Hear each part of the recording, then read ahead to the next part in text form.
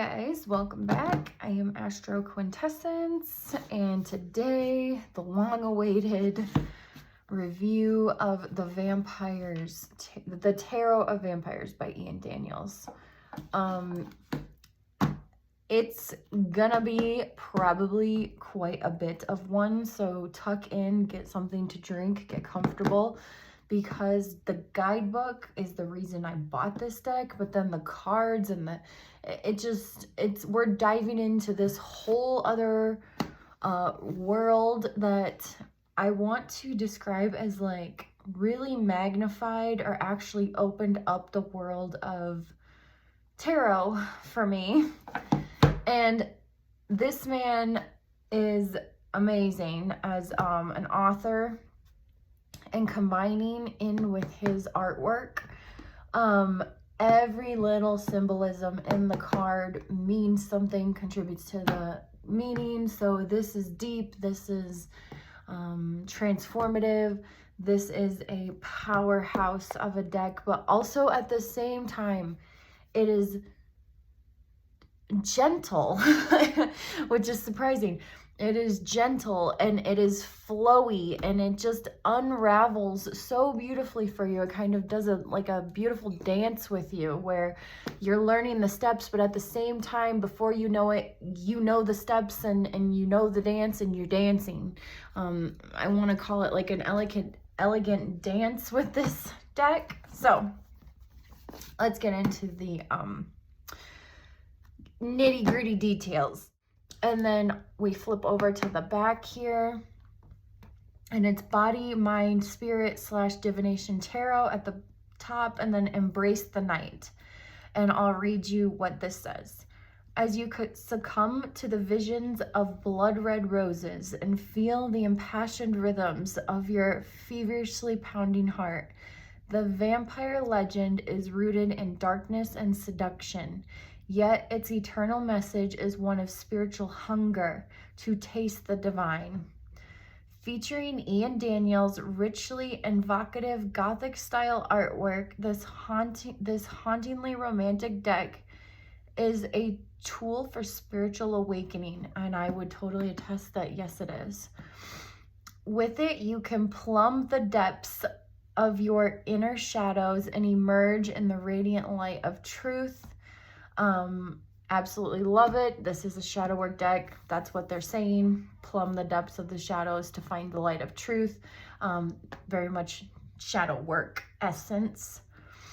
Inspired by the Rider-Waite structure, the deck shows the Fool, Priestess, and other traditional figures, while the suits bear unique names that call forth the mysterious and the macabre. Scepters, grails, knives, and skulls. Scepters are wands, grails are cups, knives are swords, and skulls are pentacles in this deck. The companion book provides detailed card meaning, creative exercises, original spreads, and instructions for creating your own vampire character. I have yet to create my own vampire character. I actually totally forgot that you could do that with this deck because I have just been diving into it as a spiritual tool and plumbing my depths with it. But yeah, you can create your own vampire character, and I did do a little bit of the bloodline, and we'll get into that.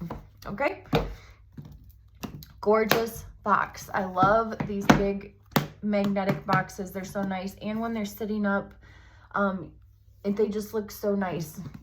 And this is what you originally usually think of when you think of like a box of cards. And so the fact that we got this huge box here, it feels like a book. It feels like a grimoire. It feels hefty, like feeling. So you're more apt to go to it because it feels like a resource for me of information because of how thicker than a Snicker the book is. And then we open up the cover, and this gorgeous rose here, briar rose with the thorns, is on the inside. And then the guidebook. Now you will see all of my highlighting I have done in this book. I've done quite a bit of highlighting, especially because I've had reoccurring cards come up quite a bit. But this is the beautiful book, and then we'll get to the cards in a minute. it does give you an insert with this beautiful ribbon, which I enjoy that. And then on the back of the card, obviously you have this image, but in color, which is the red rose with like the blood drops. And I'll get to the blood part because blood in this deck symbolizes energy. So yes. So the guidebook, absolutely love it. This is an image from the card. I believe, I can't remember what image this is, but I think this is the 10 of Swords. I could be wrong, but I do believe this is the 10 of Knives image. And then this book, look at this book. This is a book. I love this.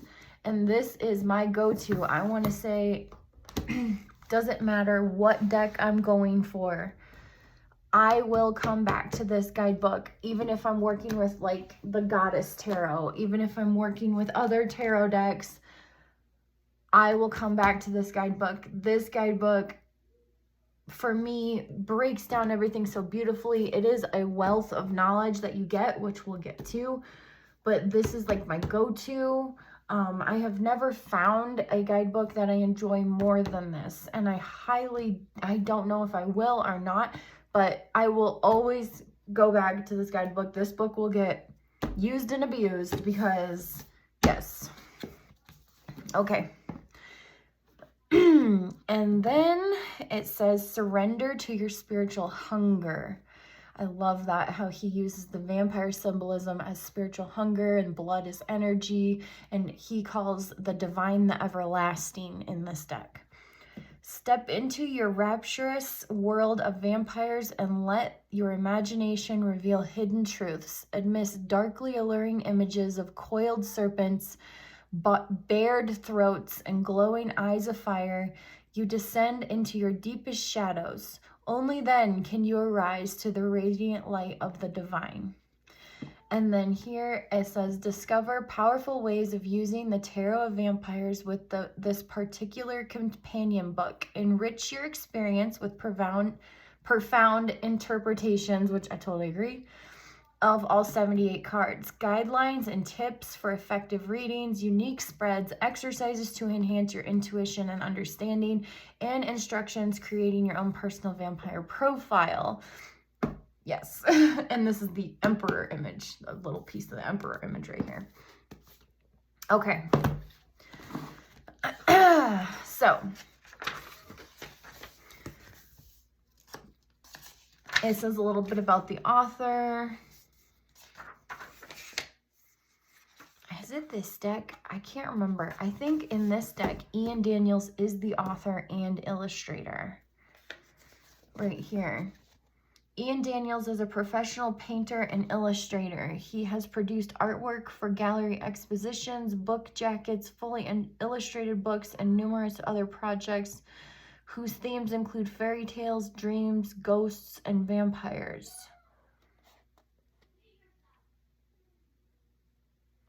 If you wish to contact the author or would like information about this book, please write the author in care of... Okay, so it's a Llewellyn worldwide, and we will forward your request. Both the author and the publisher appreciate hearing from you, learning of your enjoyment of this book and how it has helped you. So if you want to like reach out and say thank you for that. It doesn't tell me if it is Ian Daniels for both the illustrations and the author, because I'm thinking it is, but if there is a different author, I would love to know who they are, because they deserve the credit for this book. I love the artwork, yes, but would I have bought it just for the artwork? No. It is this book is the reason that I bought this deck. I watched this deck for like 7 years before I bought this deck. I don't like to say whether, if you're a beginner, don't, if you're a novice, do, or whatever. I don't like saying that. Feel it out. If this calls to you, then get it, work with it, because it's calling to you for a reason. I think no matter where you are on your path, your tools will meet you. where you are, right? Okay, and tarot is a tool. And this Phantasmagoria guidebook is a tool. Okay, so I would like to know if they're the same person. Okay. So part 1, Phantasmagoria. That is not dead which can eternal lie, and with strange aeons even death may die. H.P. Lovecraft, the Necronomicon. So that's a quote from him. Okay. And then it says, a dark and stormy night, which is the, I did read this. The introduction, and I'll just briefly tell you, is they were inspired by shadow crafting, I believe, yeah, fear of the shadow, and the macabre, like the carnivals or the shows that you could go to, I do believe back in the 30s when they did that. Like the 1920s or the 1930s, when they had to have those shows and they would use illusion and shadows to scare people. They briefly talk about how that fear feeling, you know, that adrenaline rush, it awakes all of your senses and it's like a heightened experience. But when you get the book, you can feel free to read that. I just don't want this to be a 2-hour review. I want to try to keep this at an hour. So I'm going to skip that part. Okay, and then it talks about the hunger. So let me just briefly skim this. I did put little dashes here. So our beliefs define our thoughts and our feelings, which in turn connect directly to what manifests in our lives. By changing the beliefs and thoughts and feelings about ourselves and the possible or impossible, we have the ability to shape our reality. And then I put here, by having the insight courage to think differently, to awaken to an alternative belief, we can bring about the changes in our lives which we desire, right? Love it. Beautiful. And then here, too often we muddy the waters by frantically stirring to find answers. When we surrender to stillness, the waters naturally clear. I love that. And then the same is true when we surrender our logic and analytical mind to silence in order to listen for the pulse that guides us to the light. In this respect, the Tarot of Vampyres is a wonderful tool to sidestep our rational, self-perspective view and allow our deeper unconscious self to reveal truths through magical instinct, imagination, and dreamscapes. These truths, which may have been altered or suppressed, which is very much shadow work, plumbing the shadows, mining the shadows for the light, bringing it into the light to be addressed and looked at, altered or suppressed by the critical mind, allow us a wider understanding of a situation and greater freedom to explore it. When our deep self or our unconscious vibration is more closely in sequence with the flow of the everlasting, which is what he calls source, universe, oneness, God, goddess, etc. He calls it the everlasting in this book. Everlasting source, we understand the essence of things more clearly and how a situation or problem relates to the whole of life, right? Okay. And so the whole basis of this deck, and especially a vampire, because like I said, if you haven't watched it in my shadow work video, I'll put it in here somewhere. I say for me, when I looked at my archetype, my personality type, and things that are inherently intrinsic to myself, I'm vampire. Like I see the vampire archetype. There's many things that I see in myself and many things that I see repressed in myself through a vampire archetype.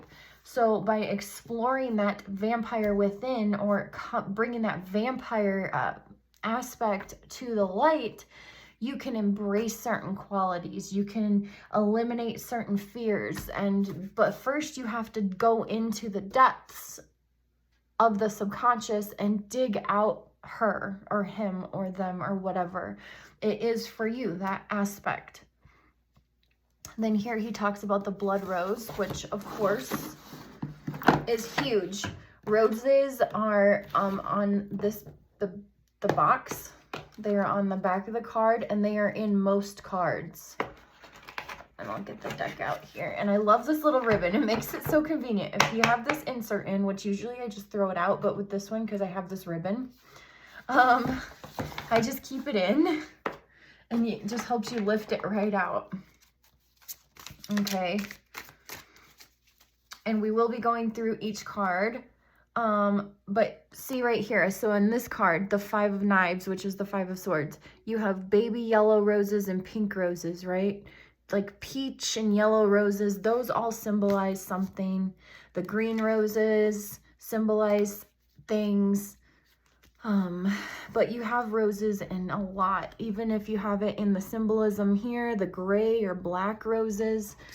And that is the 10 of Swords, yes, on the back of the deck. So let me, which is the 10 of Swords. Can you see that? Okay. Okay.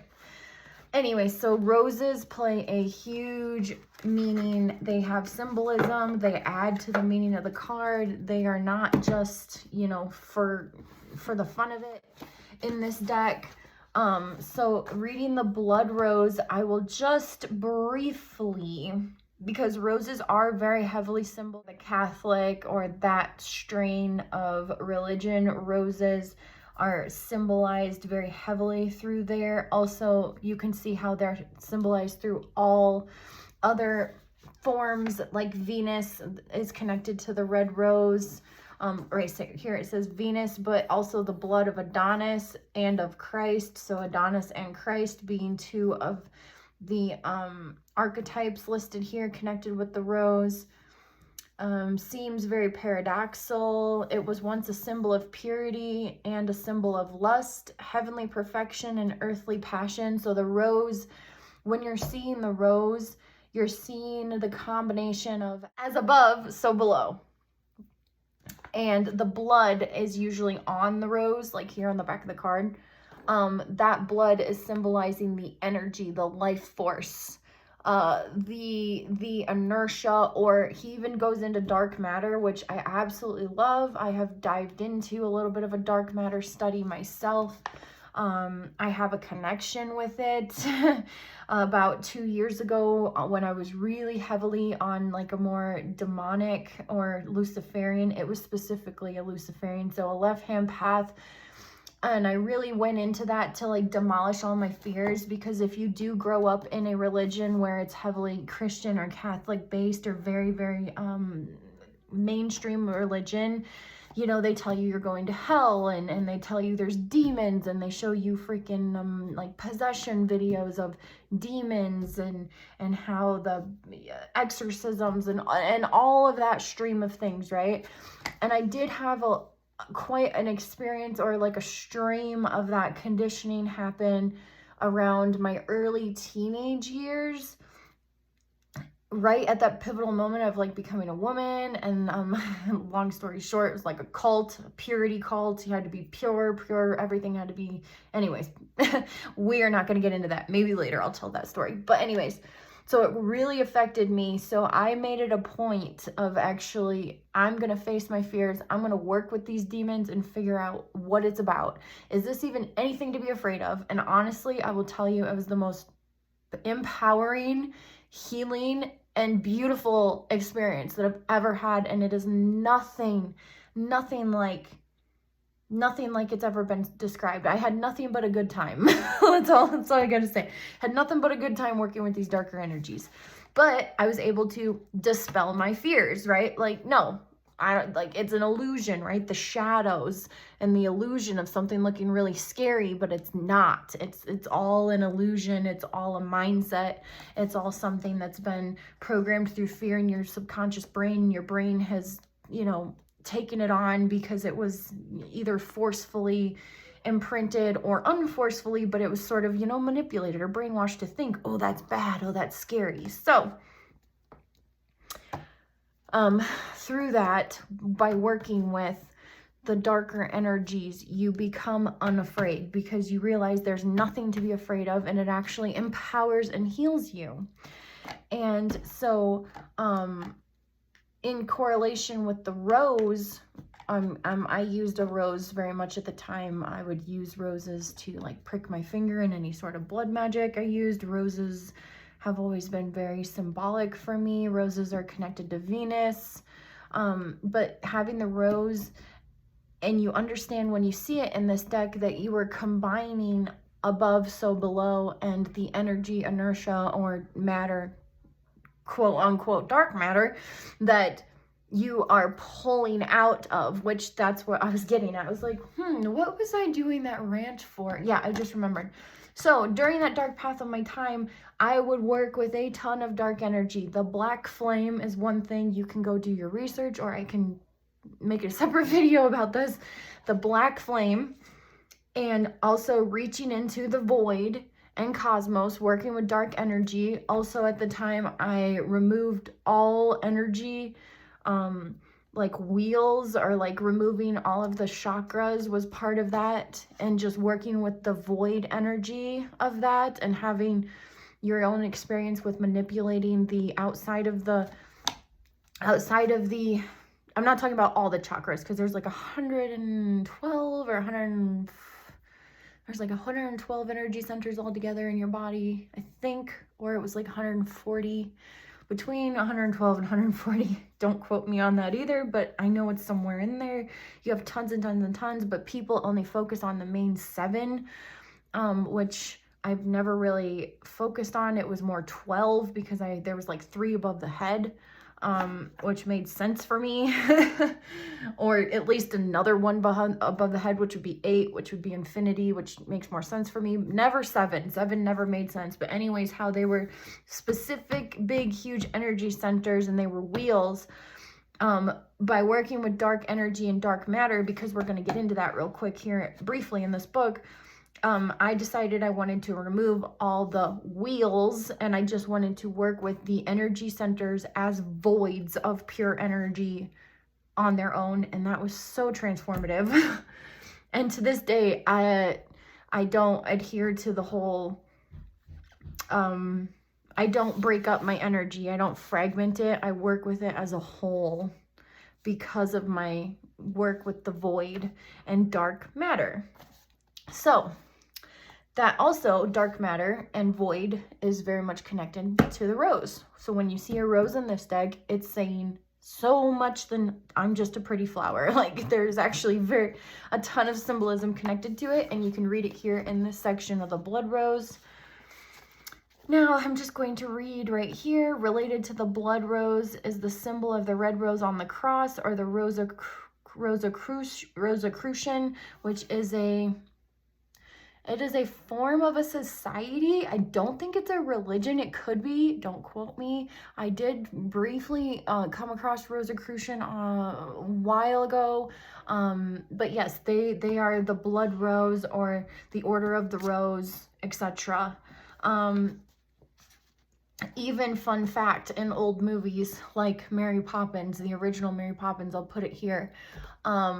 Mr. Banks wears a red rose or a red flower, and back then, to symbolize that you were part of a certain status or society, you would wear a flower, and I do believe that was the Rosicrucian type order thing that brought that about, of wearing the flower on your jacket. Of course, they wouldn't allow women in because this was like back then. So it was always a male thing.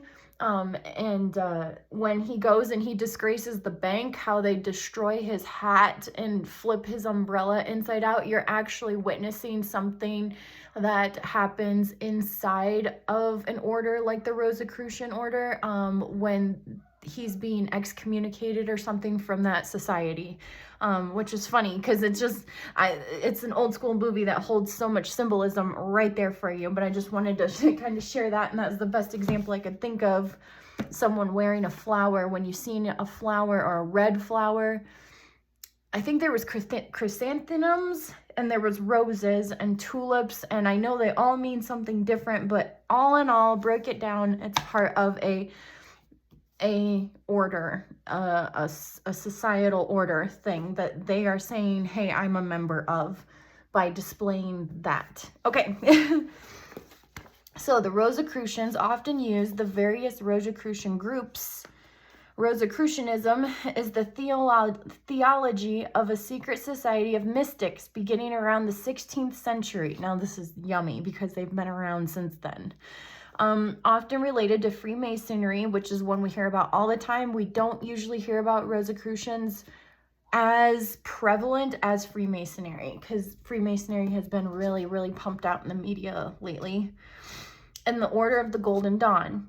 The rose, for them, the living and blooming symbol of the revelation, an emblem of beauty, life, love, and pleasure. The cross represented the number 4, which is really cool because if you have any Christian wounding, that cross was terrifying. You know, some man got literally destroyed and hung on it, and it like haunted your dreams. So to find out that the cross actually only symbolizes other things, how twisted that symbol has become and what it originally symbolized. He says right here, represented the number 4, the 4 elements, air, earth, fire, water,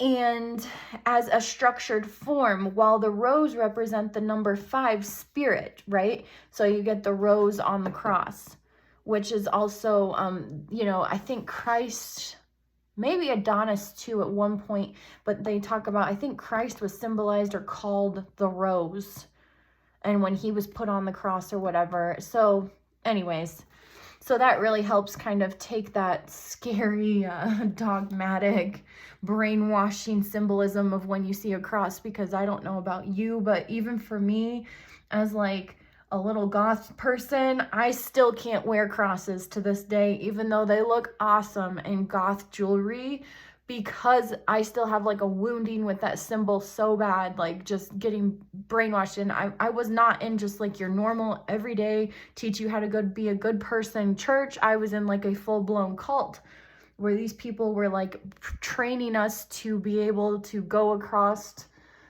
continents and pray over, like literally they were telling us at one point if we could raise the dead. It was nuts. So anyways, so it was a full-blown cult. And I didn't realize it at the time.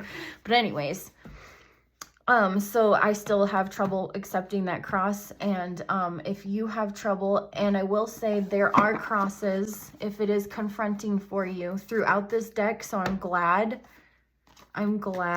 like right here, you get crosses actually very often symbolized in this deck.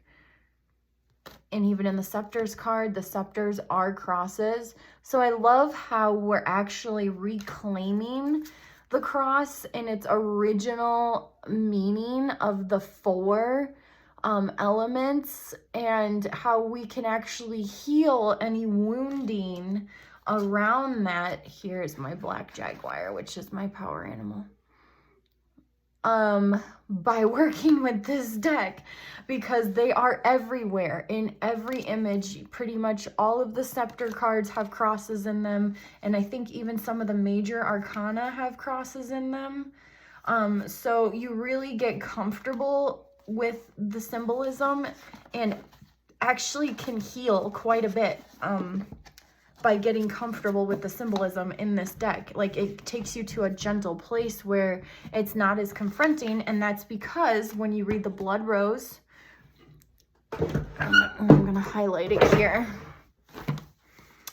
and you go down here, cross right here represents the number 4. So now when you see that cross, you can take a minute and you can breathe with it, and you go, okay, so he's not saying anything about anything. He's giving me the number 4, how it represents 4, the 4 elements, which I understand, air, earth, fire, water, and how it is in a physical manifestation of that representation, right? And how this person is holding on to that, which means he is empowered, or he has control over the 4 elements. The also associated with you know, the like the mind. The air element is mind, and the water element is emotions, and the fire element is spirit, and the earth element is body, right? He has total control over himself, right? Or total mastery, if you will, if you don't like control. So it says that right here. 4 elements as a structured form, while the rose represents the number 5, spirit, onto the 4 of the physical world, the cross. And right here, he says the cross represents the physical world. Was the goal of a high initiate in alchemy, also symbolized by the blood of the Holy Grail, right? So this is actually uncovering the truth of the symbols you see that have mainstream religion today, but their original meanings. So if crosses are hard for you, if you have wounding around that, this deck actually helps you understand what it really was, not what they made it be, what it intends, what the purpose of it is, etc. And it gives you like a sense of healing. Okay, so that's on the Blood Rose. All right. Now, where are we? Okay, so the seed fire. Okay, so he's going to go over the lords, queens, princes, and daughters. So in this court, cards vary from traditional titles, contain the same meaning. Here, the traditional kings are named lords. Okay, good. So the kings are lords. He says it right here. While the queens remain the same, the queens, and the lords are the kings. They're associated with fire. I also have this marked here because I didn't have a highlighter, but I will talk about a spread to use for manifestation specifically with this one in a second, because this gives you the entire, the whole process of something, which I don't know why hasn't been used yet in any tarot spread, but it made total sense for me in my mind. So we'll go there in a minute. Okay. Knights are named princes. So the knights become princes in this deck.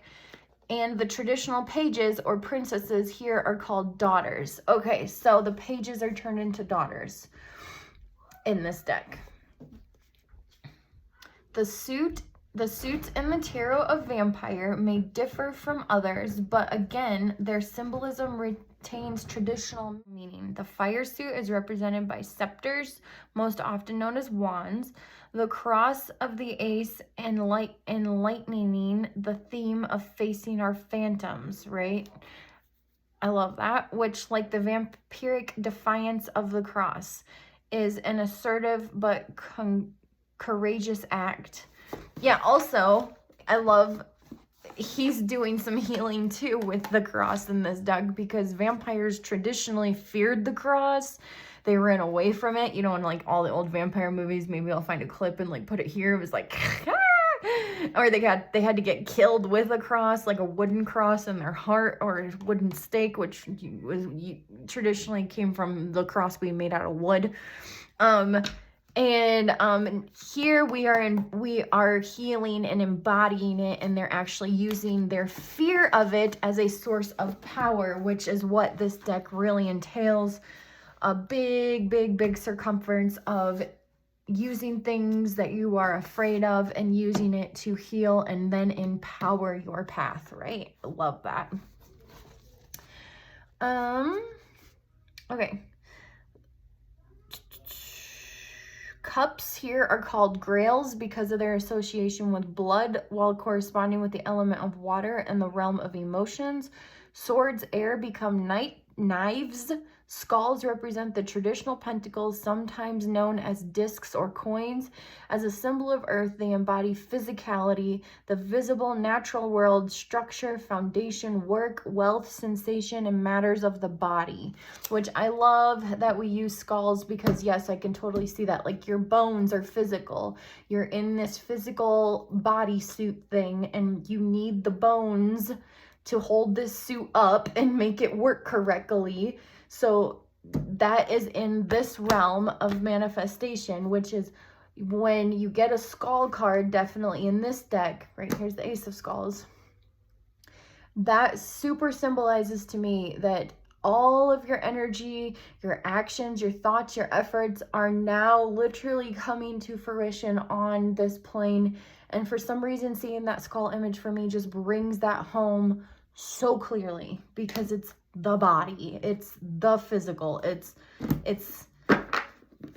yeah, like, just for some reason the skull just helps ground it in, like, intensely for me. Okay, the tarot is our wheel of phantoms. By this, I mean it is a complete circle containing all different qualities, moods, and spirits, each with its particular ambience. These qualities are part of our human makeup in various degrees. These same essences shape all of nature. While each can have a positive or negative effect, none are good or bad. In the normal sense, as our view is based on our own perceptive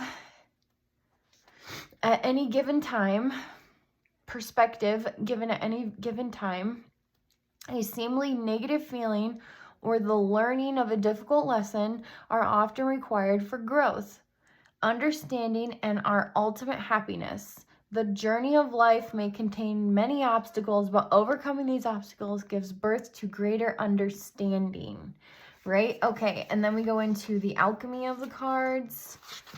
It gives a little bit of the history. Tarot is a card game passed down through human history. The historical origins of the tarot is shrouded in darkness, but they seem to have certainly appeared in Europe during the 14th century. Early accounts of the cards are mentioned by brothers Jonas of Basel in 1377.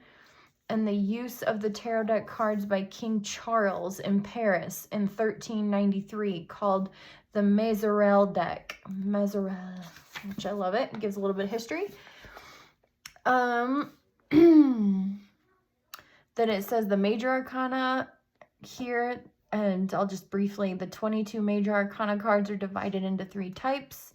The Fool, the Hangman, and Judgment are elemental trumps. Now this is for, let me say, back up for a second. This here is a table of it, and this here, where it talks about the elemental trumps, when you're doing a deeper study, the Fool, Hangman, and Judgment are the elemental trumps. These personify the qualities of the 3 mother letters of Hebrew alphabet. Now this is in depth.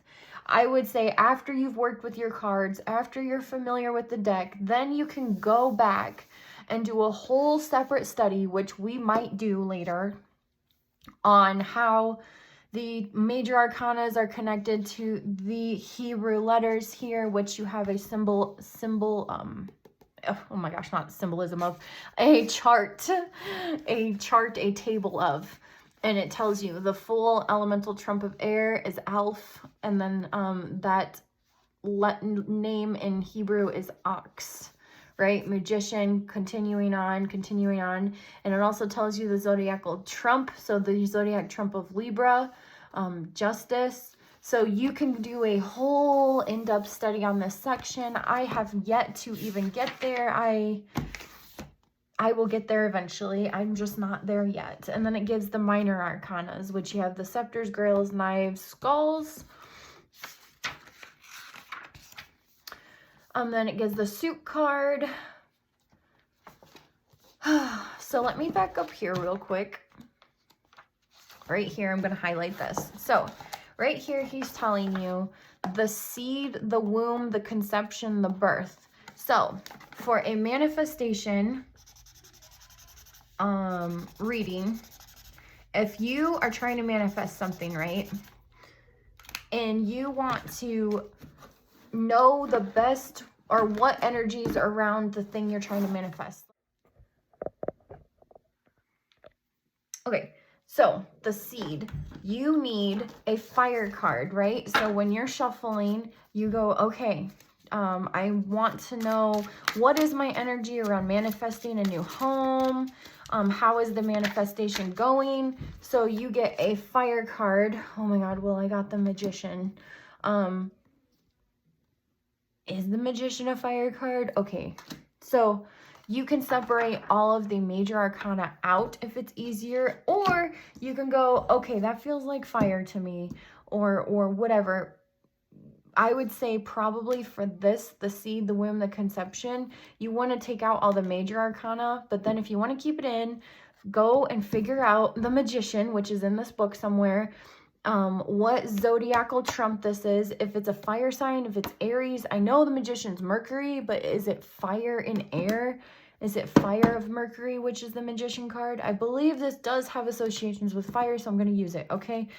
So then I need a water card. So then shuffling, and then you're going to shuffle until you get a water card, right? And I got the Prince of Grails. So now we have the fire, the water, and now we need the air. So I need an air card.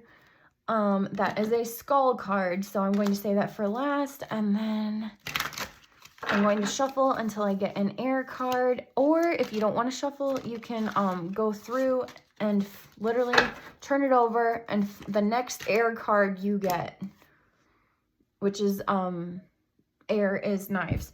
So there you go. So the very next, so you can do it either way.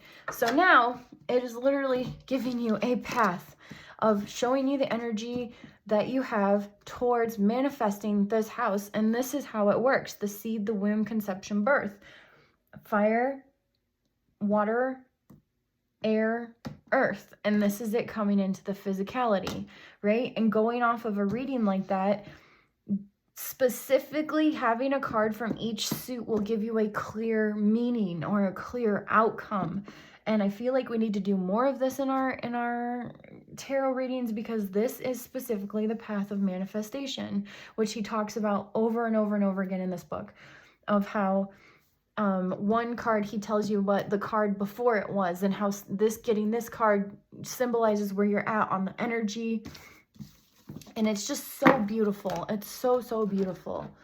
Now, I did this spread without major arcanas, or I just discarded major arcanas, because until you really know your stuff on if this is considered a fire card, because technically this is air, this is Mercury, this is the Magician, so if we go to the Magician card,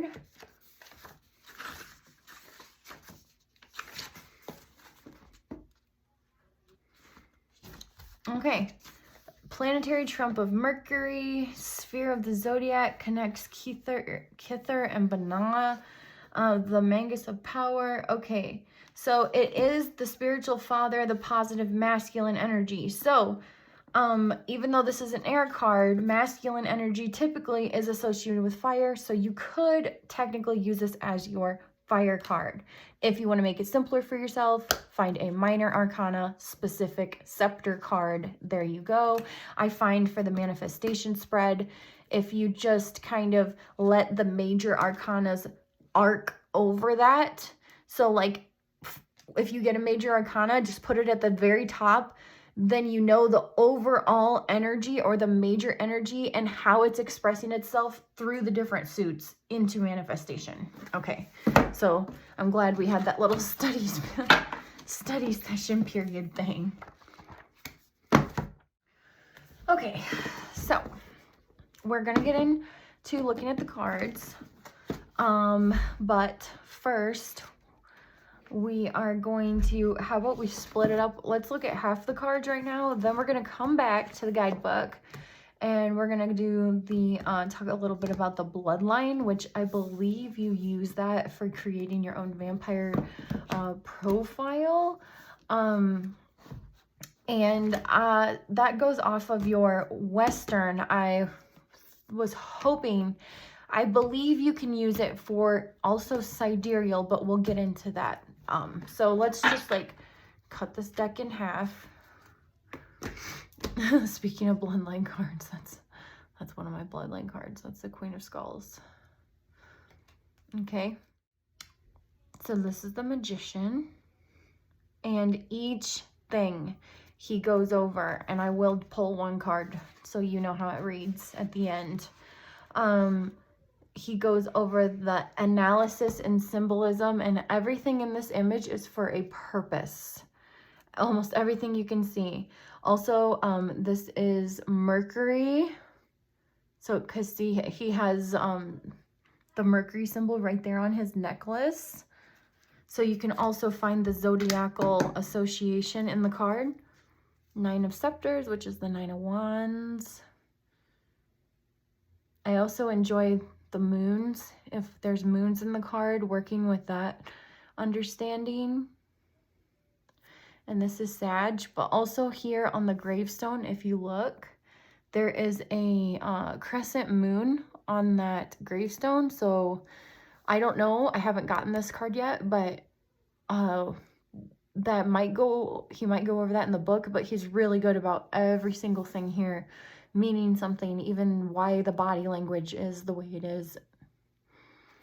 And if you are if you're working on like a vampire archetype, or if you're like always been drawn to vampires, love vampires, you will love this deck. Also, I want to say that I did not expect this, but this deck reads amazingly. Like, even though I love going to the guidebook for this deck, that's the Prince of Grails, which is the Prince of Grails is the, no. Talks about dark matter, which we'll go back into. I just want to give you guys a little bit of a break from the guidebook. We'll look at some images and then come back to the guidebook. That way it's just not like, oh, come on, get to the images already. You know, that way you get a little bit of a reprieve and a taste. Oh my God, I was looking at the whole time. Okay, lords, queens, princes, daughters, and it says it right here. Okay. So here, traditional kings are named lords. Okay, so the lords are the kings. The knights become the princes. So the knights are the active element. So this is the Knight of Cups. There we go. The knights become the princes, and the pages become the daughters. Okay. Might have to refresh my memory again, but okay. So this is the Knight of Cups, or Prince of Grails. The Nine of Skulls. I believe that's a Virgo. There's Venus over there on the cross. Venus and Virgo. Also, I love this card with the blue roses. And blue roses signify like attaining the unattainable, or like the mystery schools, or it's also in the Hierophant card when you see it. The 10 of Swords become the 10 of Knives. Gemini. 8 of Skulls, which is the 8 of Pentacles in the traditional deck. And this is the Sun on his necklace in Virgo. Gives me magician vibes too with this 8 of Pentacles, which is really cool because I've never gotten like a magician vibe. And there are totem animals in some of these cards here, which we will talk about when we go back to the book. Love this Lovers, one of my favorites. The white roses symbolizing purity, the red rose symbolizing the combination, the blood. I'll talk about that too. I'll have to find where the blood basically symbolizes life force, essence, energy, dark matter, etc.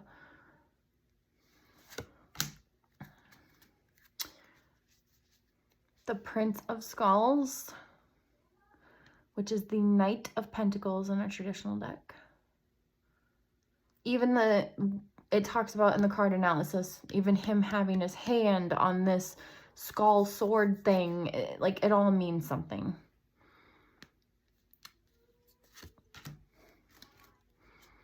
The Daughter of Scepters, which is the Page of Wands.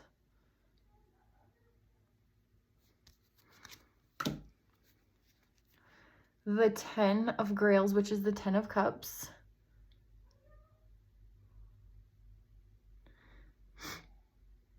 And this is that Pisces? Is that Mars and Pisces?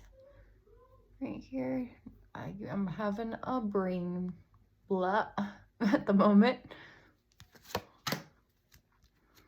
This is the Eight of Swords. This is the Eight of Knives. Very interesting, this card. I have not drawn it because I have been not been in this energy, thank goodness. But for a long time, I was in this energy. And I would draw the Eight of Swords all the time. Before my shadow work kicked back up again, and I would say that dark night of the soul I had. And this is a very interesting card. And this is Saturn on the knife.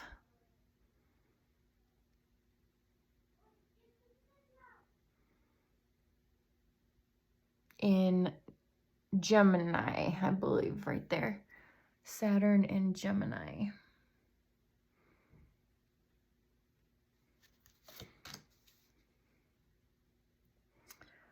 Okay, and then we have the Ace of Skulls. And they are a little bit shiny. Not too bad. And then the colors and everything. Lord of Knives. So this is the King of Swords in this deck.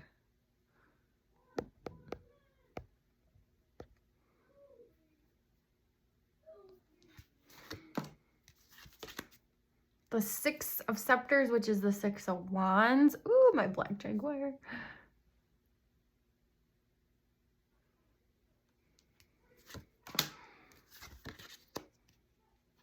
The Three of Wands, which is the the Three of Scepters, yeah, which is the Three of Wands. And you have the sun on the sail of the boat. So this is the sun in Aries, I believe that symbol. She's holding the red rose, yes. The Seven of Cups, which is the Seven of Grails, and you get Medusa, and he does talk a little bit about Medusa.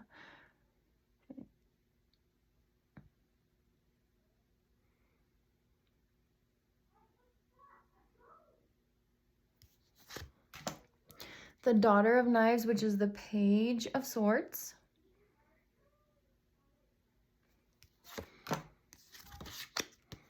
The Four of Knives, which is the Four of Swords. I really, this is a very interesting Four of Swords. Four of Swords is usually all about like rest and healing, and there's a sacrificed bird here with the white roses. There's a stone version. She's there. Like, there's so much to get into. This is Saturn in Cancer, I believe. No, Saturn in Libra. I think that's Libra. I may not be right. So interesting. Just for a studying that card. Three of Skulls, which I've gotten this card a ton, which is Mars in Virgo. Or no, Mars in Capricorn, I believe. Is that Capricorn or Virgo? That's Capricorn.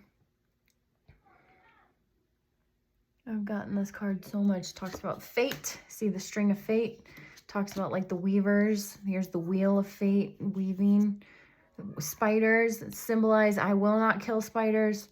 They're like the weavers. I just don't kill spiders. I have so much respect for them. I don't know, it's just innate, it's inherent. I just don't kill a spider. They're representative of deep feminine wisdom, dark feminine wisdom, and weavers of destiny and fate have been associated with spiders. So yeah, they have 8 eyes, which is infinite. Yeah, they're arachnids, which 8 governs their body, so they are very infinite, ethereal, like they're very in this space, outside of this space. So I have a ton of respect for spiders. the Hanged Man, which I enjoy this. You can literally see that all of his life force is draining out of him. Now, I wish it would have been lit up, like if we could have gotten this like a little bit more lit up, which symbolized his new perspective, his new mindset, his revelation during his hanging time. But this is very like getting the poison out, like having to change your perspective, even if it's a little painful, right? And change is painful. Breaking habits isn't easy. Temperance, we have Sagittarius energy.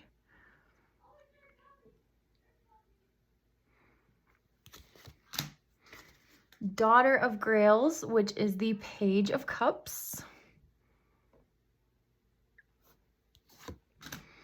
The Eight of Scepters, which is the Eight of Wands. Very interesting Eight of Wands.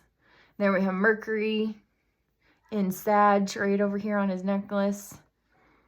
So we have Mercury inside Sagittarius for the Eight of Wands. The Four of Cups, a total traditional vampire-esque. I love the arch in her back because for me, this symbolizes that she's having like an otherworldly experience, because normally our bodies don't bend that way. Like, so if we are like bending in that way, and it also compresses your spine, which causes, you know, energy to either stop or flow, etc. and so forth. So this body language here is very powerful in and of itself in this card, which is the Four of Cups. Not a mermaid. This is a half serpent, half human Gorgon. This is like a Gorgon type. I love the inverted star.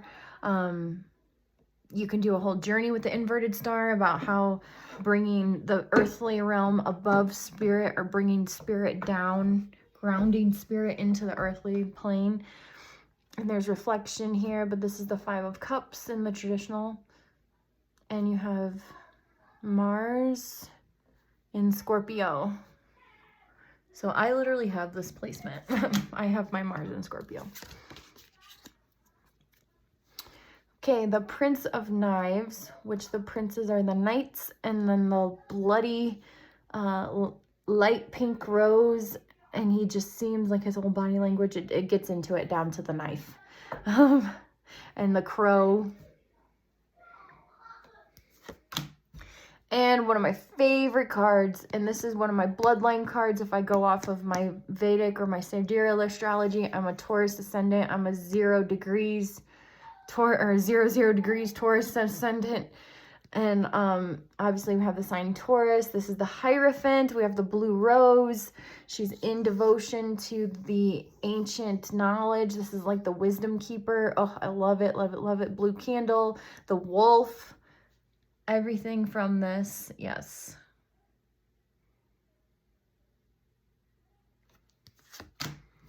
This is the Five of Swords, which is the Five of Knives in this deck. And honestly, the definition for this is very interesting. It was very, very interesting.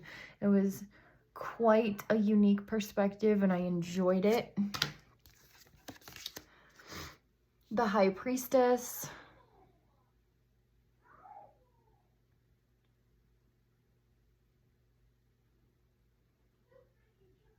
And she has doves and serpents on her dress, which symbolize, and then you have the snake on the arm. It's very much symbolized of that transformation, that Kundalini energy. We have the Nine of Swords. Very interesting. Okay. On her dress, she's in white, which I haven't gotten this card yet. She has a tattoo on her back. Very interesting.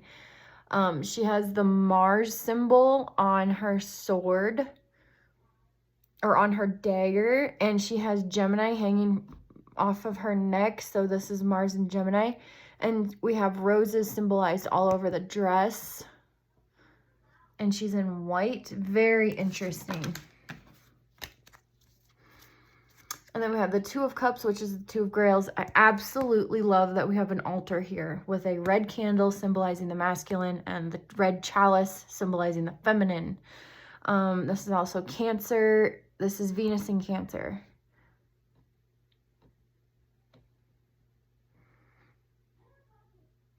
Love that Two of Grails. We have a Lord of Skulls, which is the King of Pentacles in a traditional deck. I love how he's in all black.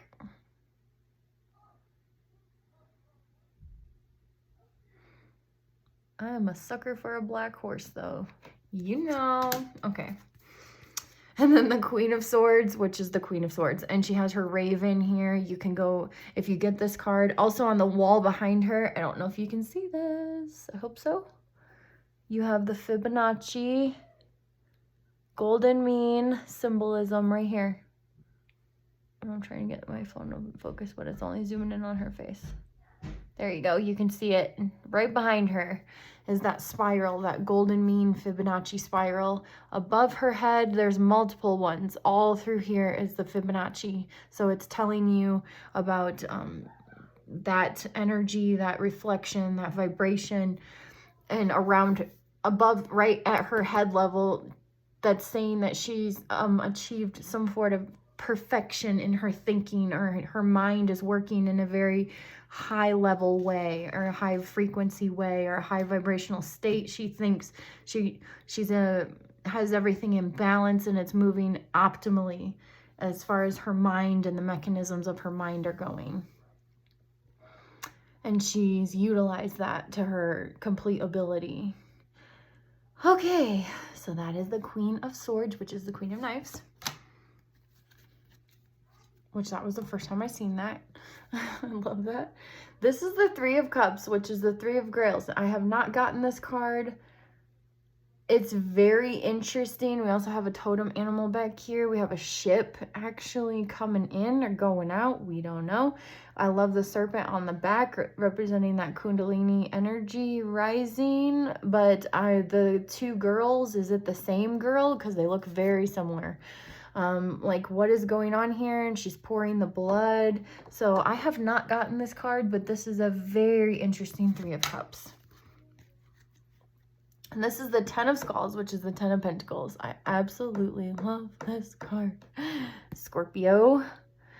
We have Mercury and Scorpio, and I have this placement, which I seem to really resonate with cards that I have placements of.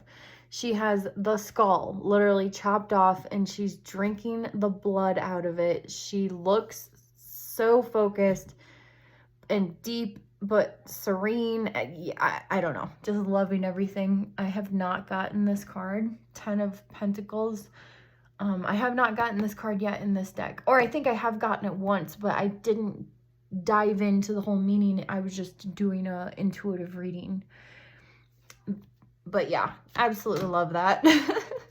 And this is the Five of Pentacles in this deck. Very interesting Five of Pentacles. Totally not the norm, not typical, and a topic for introspection for sure. Oh, and that is Mercury and Taurus. And then we are going to end this section of the cards with the Tower. I enjoy this tower. This tower for me, because you know in a normal tower card, the lightning is happening to the tower that they are in and they're jumping out. This one is very precognitive for me, gives me precognitive, because the lightning's not happening to your tower. It happened to the one back here. And you have enough time to move out of the way. Like you can foresee what's coming. Like the precognitivization of this card is just amazing. And it gives the Tower card a whole new meaning for me diving into this card. And I think if you go on that journey, I mean, I still am going to go on that journey. But I love how it's giving you like a foreshadowing. Like, is this his tower, but he foreseen it, so he's leaving his tower? Is this a tower that was in front of him, and he's like, oh, crap, I'm not going to let that happen to me. I'm abandoning ship. Or what? Like, so much introspection. Okay. So that was the first chunk of cards. Nice little break. And I'll put that here, and I'll put these here. Now, let's go back to dark matter, because yes, I gotta figure out where in this book I seen it. The hunger, okay. And this does give you the whole tree of life, the Kabbalah. So using the Kabbalah and tarot, and it does list it in the top of the cards. It says what branch on the tree of life it's connected to. That I feel like is definitely really in-depth. Like the wealth of knowledge here is just like, even me, who's like a Rahu, like gobbles up knowledge, just every ounce I can of things that I'm interested in. Even me has a hard time swallowing this in big chunks. Like this, I would say this is a guidebook that you take little chunks out of, slowly but surely getting to know it. This is not a dive in and chew it all up and etc. This is like you need time to digest this, and it does give you the entire tree of life symbolism, and it gives you on each card what branch it's related to. So the archetypal world, and it gives you the all other worlds originate from here, element of fire. It gives you the yod, the lords are connected to this pillar. The letter is I is connected to this pillar, and it's, I'm not even going to try to say it because I don't want to mess it up, but this is Yetzirah. I know that one, the formative world. The world where the pattern is given expression. Element is air. Letter is V, Va. Now, when we go into torsion fields, I know, because we're about to go into dark matter, so why not just jump into this subject real briefly. Torsion fields, they talk about how letters or vowels, like Va, or specific vowels or letter sounds, when you enunciate them, just like they very much break them down in a Hebrew language, like they're onto something, because it does affect their torsion field, and it causes the change in the effect and the patterns and the waves, and it does trickle down into manifestation, and it does have a certain matter of control over the energy fields when you pronounce these names, because these names are very intrinsically, or the letter, right? I, A-E-I-O-U. So if you're going I or I, that affects your torsion field, or A or U, right? Saying that, they did a study, which when we go into torsion fields, we will go there. And I do believe scalar waves. So once you affect your torsion field, somehow the scalar waves, or there's like this wave that's created, because everything being vibration and all of this such creates a wave like water, but it is an energetic wave. And that's what creates the effect, right? It's part of the cause. So the more we can learn about the cause, the more we can affect our effect. And I feel like the knowledge that has been deliberately kept from us to affect our effect, because they don't want, or I don't want to say they, but the system that's been set up to keep you dumb, blind, and stupid doesn't teach you the stuff that you need to know to be the master of your reality. It teaches you how to be a slave for a different master of their own reality, right? It doesn't teach you how to be empowered. This is my personal view, my personal opinion, perspective, yada, yada. And when we learn and get into these ancient languages and the vowels and how they actually, we apply our now technology, our today technology to it, we see that there is something to this. That's all I'm saying. Now let's go into dark matter. And there is the tree of life. So Kether is the very top of the tree, 1, and it goes all the way down to Malkuth, down here. And this is the paths you can take, and the paths that are taken through the tarot, right? And I will do an in-depth study, I think, after I get the time and the place, be in a certain place where I'm ready in my mind, because this is complex, this is deep, but this is life-changing.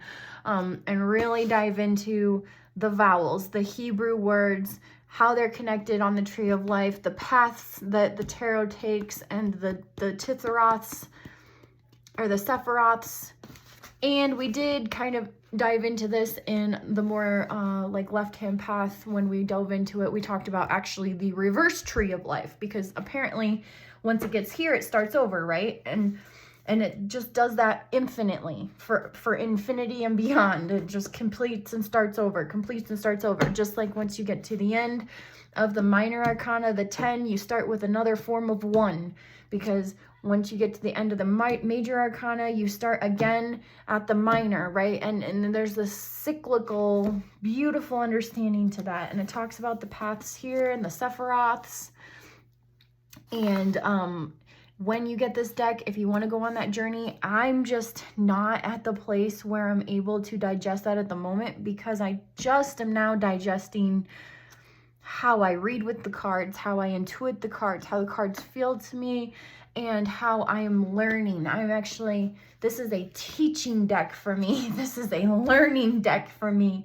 I'm taking what I thought I knew about just the basic divinations and literally cranking it up with astrology symbolism and animal symbolism, and just adding another layer to the divining. And it's just, yeah. But it does take you through the paths. This is the tree of life. Okay, and then it tells you right here which cards are associated with what right here, like Kether, the crown, Pluto, aces, the Sephiroths. There's 22 paths that represent the major arcana. The spheres of being is what a Sephiroth is, a sphere of being, also connected to a chakra point in the meditation or yoga. Chakra point, right? I love that. Did not know that. And now that makes sense, because there are 12 of them, 22 of them. How many? 22. 1, 2, 3, 4, 5, 6, 7, 8, 9, 10. 1, 2, 3, 4, 5, 6, 7, 8, 9. No, there's 10 Sephiroths and there's 22 paths.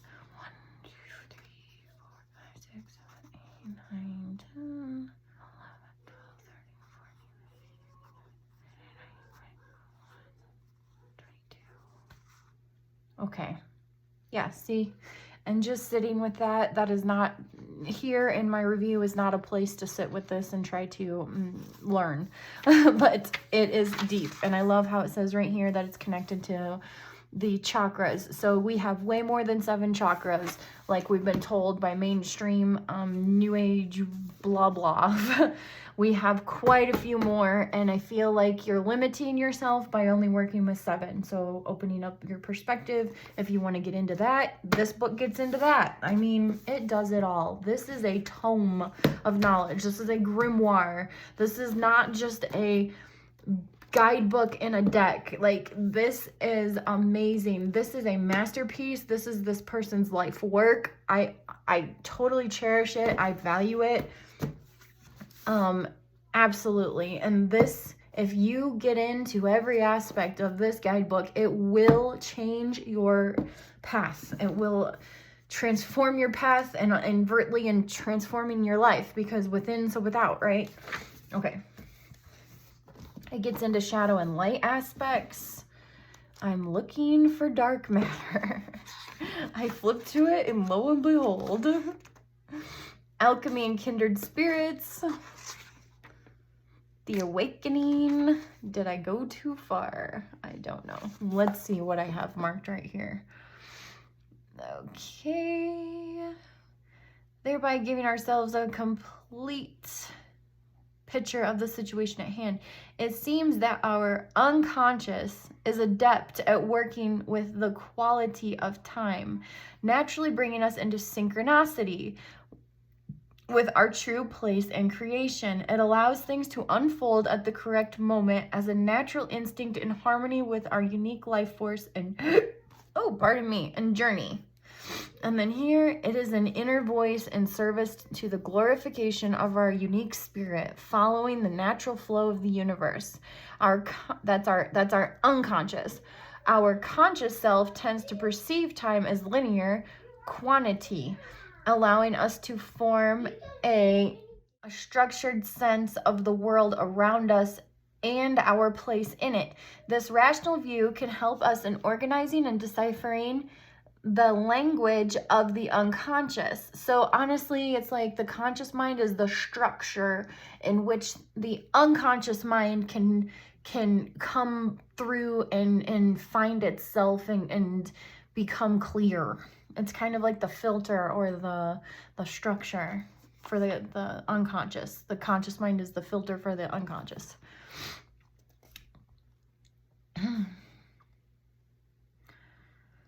Okay. Right. Help us in organizing and deciphering the language of the unconscious, which is less confined by time and space. The unconscious speaks through images, symbols, allegory, and metaphor. When our conscious mind is calm or when we are sleeping, our unconscious voice is easier to hear, whether through dreams, intuition, or feelings. When we still our conscious reasoning and look to the realm of the creative, which is more unconscious, we see more clearly the essence of things and how they interact. Rather than making a distinction between the mystical and the scientific, we can view them as different levels of nature, right? And he's just giving things on that. Quintessence. Okay, so my channel, Astro Quintessence, a long time ago on my path, probably around 2012, because I delve into my path around 2010.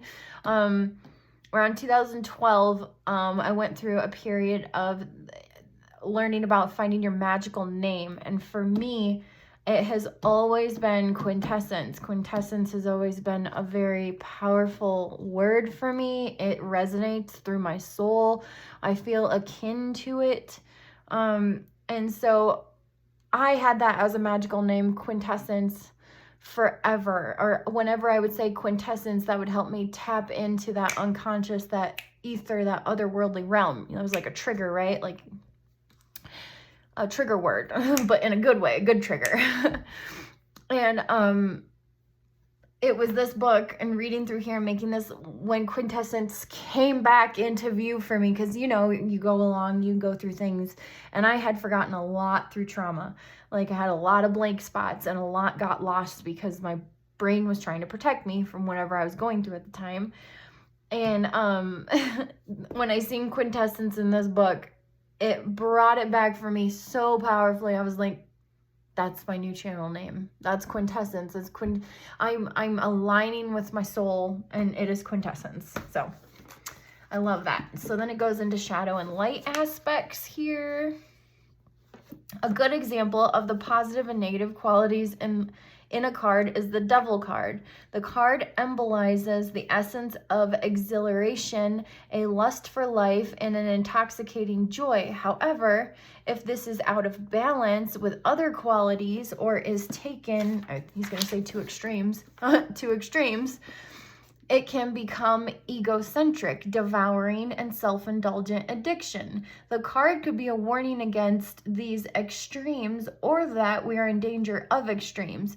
But it may be that we need to be more egocentric or passionate about something. Self-indulgent even. Perhaps we need to be more vigorous, or more... Ooh, give me a minute. It's a word. Frivolous or hedonistic. I love that. Or perhaps we need to employ these energies to defeat an obstacle or adversity. The light element of the Devil may be encouraging us to engage more in a lust for life, to allow feelings of self-worth and passion to burst forth within us. And I absolutely love that. So you can read reversals, and he does give quite a bit of a couple pages, I would say. Sometimes more, sometimes less, but around 2 paragraphs and some change on the shadow aspects of the card. For me personally, I don't read reversals. I let the card sit with me, and I know if it's calling me out just intuitively. But if you do work with reversals, you definitely can. And yeah, it's your personal preference. But I love how he takes the Devil card, and that's a card that everyone's afraid of, right? Usually in the deck, it's the most confronting card. but we're literally making peace with our internal devil, right? We are literally going, okay, this is an image that we have been conditioned to be afraid of, brainwashed to be scared of. It's like the epitome of all evil. This is the thing that all fear based mind flopping has been based around, right? Like mind brainwashing for dogmatic purposes, blah, blah, blah, whatever. But it actually it's not a bad, it is an energy. Energies inherently are neutral, and it's how you, what strain, what river of the current, right? These are just currents. We're swimming in these currents, just like you're swimming in astrology. If you work with astrology, like planetary currents, you can either not, you can choose to not do it and it'll still be there, right? You can choose to not engage in it and then it's whatever. But it's still there. It's still going to have some sort of effect, whether you know it or not. It's whether you're going to empower yourself by engaging in these currents is what we're doing. That's what we're doing. We are empowering ourselves with knowledge by learning how to use these currents to propel us forward, to help us break through limiting beliefs, unconscious fears, self-debilitating mindsets, and break through and use these currents to propel us forward to success, to absolute self-love, to more self-esteem, higher confidence, etc., and so forth. So I love how he took that devil card, because it's always the scariest, and showed you, hey, you need to be a little more selfish. Like for me, I tend to do that. I tend to take care of everybody else around me and put my needs last.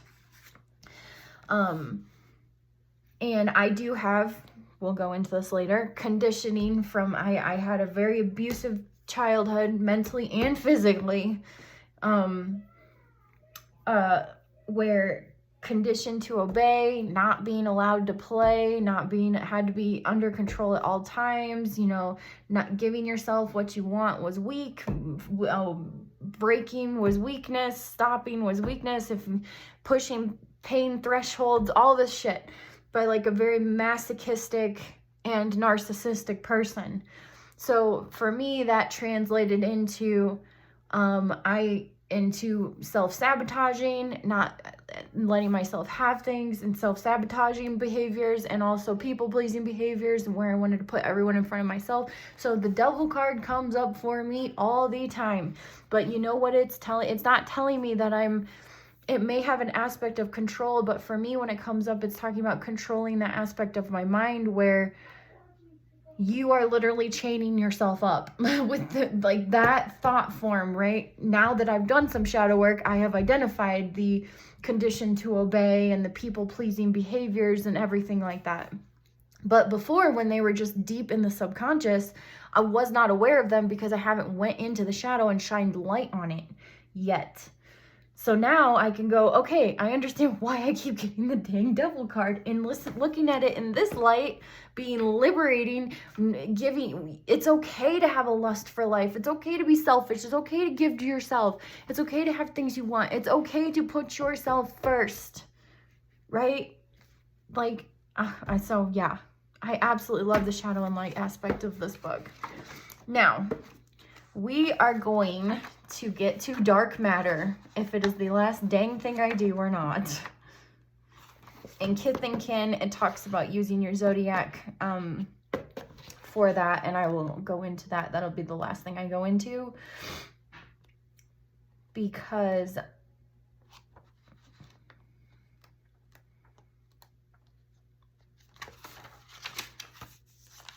I want to pull a card, and it is quite a hefty meaning, and there's so much to glean once you pull one card, and just so much.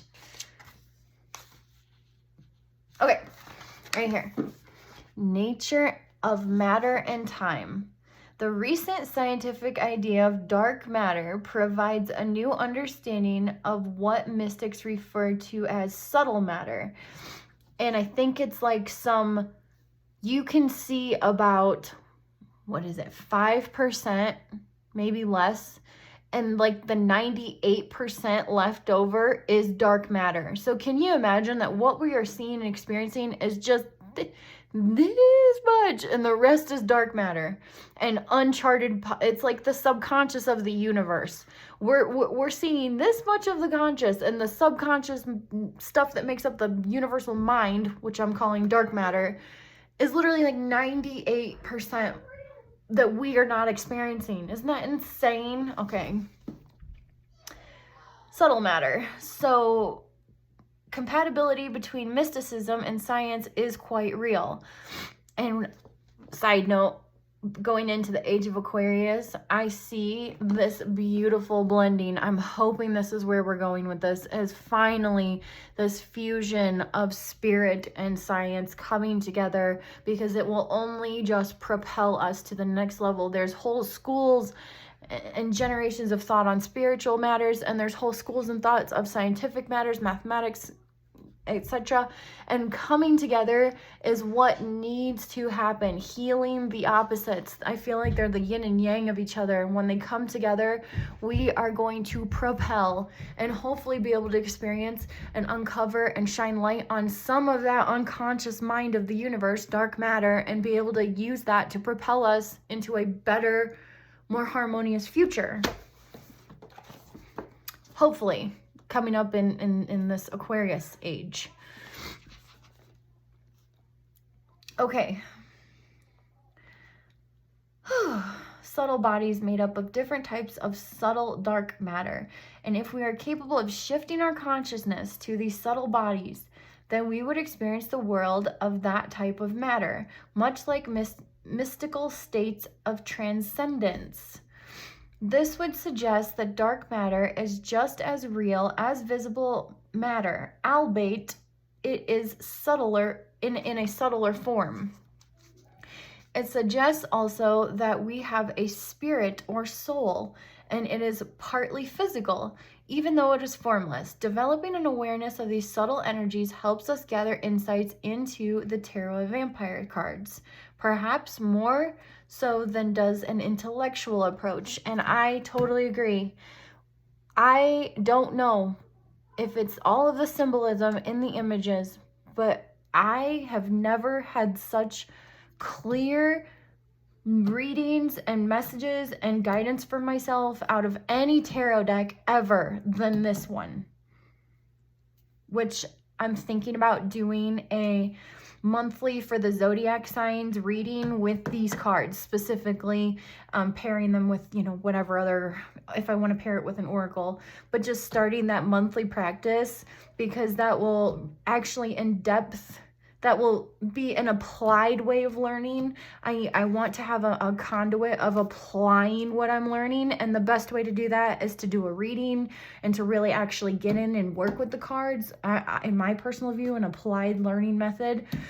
And also I will be incorporating the astrology, and that will also help me start applying. So I have all of this knowledge that I'm gaining, and the message that I got as guidance from my soul is that I need to start learning how to apply it. And so by doing that, by doing a zodiac reading once a month for all the signs with all of my cards, that is a way of applied learning, of applied knowledge, right? And that'll also help me really register, sink in, and be able to move on to the next layer and add another layer of understanding. So I am definitely considering, or will start doing, probably in February. I have a beautiful Vegas trip planned coming here at the end of January or the beginning of February, where I am finally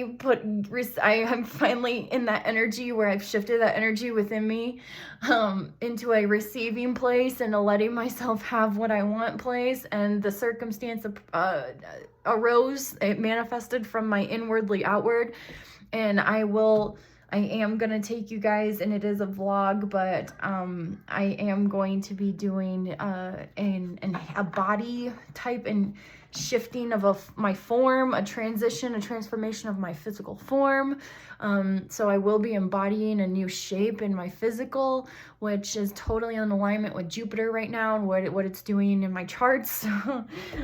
So something is expanding. probably be coming up here soon. The next vlog that I do, or the next video I do, will be that vlog, Vegas, and my thing I have planned for in Vegas. Okay, so more fluid awareness can help us live our lives with deeper understanding of our true nature and of our place in the universe. We will then better understand the repercussions of our actions and decisions on personal, social, and global levels. Humans view time as a quantity and thus think of a rose emerging from its seed. But could it be that both exist at the same time spiritually? How would a seed know how and when to bring forth the rose if it does not already hold the experience of the rose within itself? Manifestation.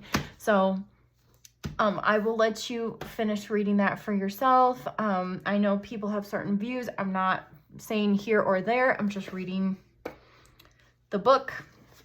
And it does say right here, it corresponds with the law of correspondence, which states that there and universal laws. I did listen to them recently. If you want to go over your universal laws, working with this deck, it does really tap on universal law in its form of how one suit buds from the other suit, and how it you couldn't get to the 7 of Swords without the 6 of Swords first, right? And how that journey progresses, and then how it loops back around to the Aces, which are the seeds, the sparks, the pure essence of the energy, and how the seed blooms, conception, womb, grows, manifests, etc. And it is the method of manifestation. It is how things go from thoughts to things. Okay. And so that, yeah, the seed, the womb, conception, birth, and how we have fire, water, air, earth, right? Okay. Then it goes into how it's fixed, and we'll see that. So I'm going to show you the rest of the images. They do give you some spreads if you want to use a spread. I find intuitively, I am literally stacking up these cards when I get them all laid out after the shuffle, or when they're coming out during the shuffle, that intuitively I'm kind of moving and shifting them around, because there is some form of energy that comes through when working with this deck that has a certain structure that allows for the progression from one into the other into the next, and you get that foreshadow of energy in your readings, because it's been embodied in this deck. I don't know why you get that, but you really get that with this deck, how you get that foreshadow from what was, just like this card. Like what is to come, or what is about to happen before it happens, how that all progresses. And it's very interesting. This deck is very monoatomic, I want to say. It does not have like a total, it has a total structure, but then elevates it outside of your norm. That's what I would say. It's very quintessence. Okay. Has a very quintessence essence, where it takes something as like the normal structure of the tarot and then perfects it, and in that perfection it elevates your experience with it. Okay, so we have the Queen of Skulls, which is the Queen of Pentacles.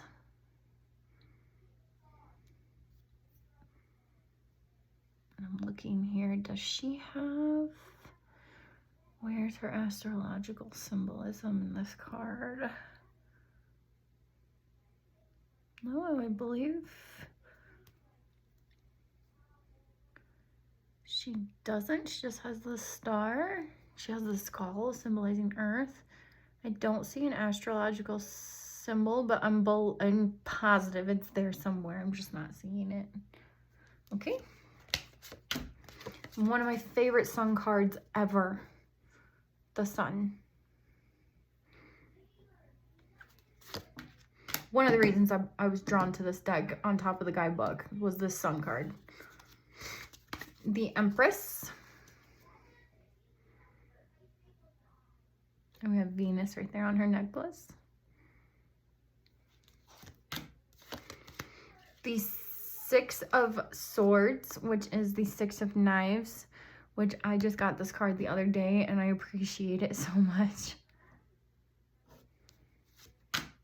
The Wheel of Fortune, and going into all the colors of the roses. Each color symbolizes something different. On the wheel has Saturn on it right there in the middle spoke. Right? Because Saturn's also, I believe it's Saturn, not Hades, because Hades is Pluto, but I believe Saturn is Father Time, right? Saturn rules time. The Daughter, which is the Page of Skulls, which is the Page of Pentacles. I will say this card, this altar that she has set up, and the meaning that we get in the guidebook definitely inspired me to have altar ideas. Like, so if you're looking for like to create that energetic center, that gives you great ideas in that card. Prince of Scepters, which princes are knights. The Star, and it's got the septagram on the dress. This is where the septagram, this was the deck I was talking about. If you haven't, go watch my Goddess of Love Tarot, because they have septagrams in that card in the Pentacle suit as well. But this is where the septagram first came to me, and I literally looked it up because I was like intrigued, drawn. And this is Aquarius. I believe that's the sign for Aquarius.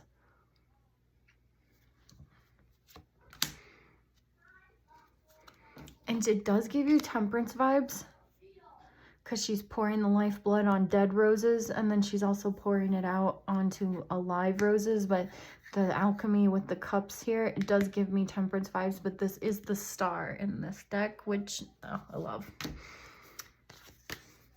The Two of Skulls, which is the Two of Pentacles. And I love this as like a mirror. So much inspiration. This is Capricorn, I believe. Saturn and Capricorn. The Four of Skulls, which is the Four of Pentacles. Love this Four of Pentacles. Like, you don't see this as a Four of Pentacles card very often. And yeah, you'll enjoy that one. Five of Scepters, which is the Five of Wands. Leo and Saturn. Saturn and Leo.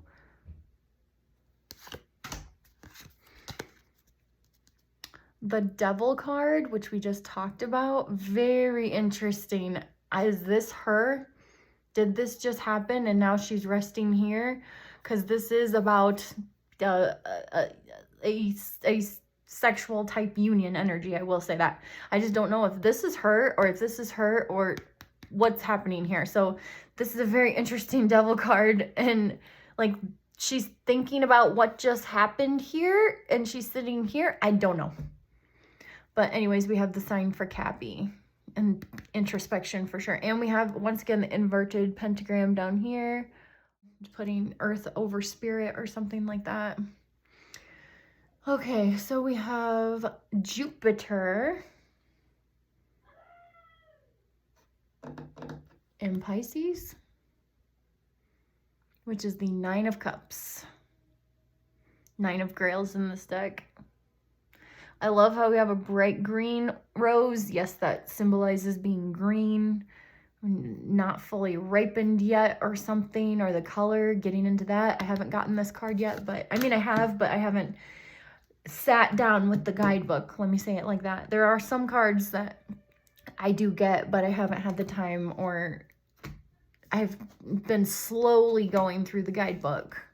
Strength with my black jaguar there looking like a baddie. Leo.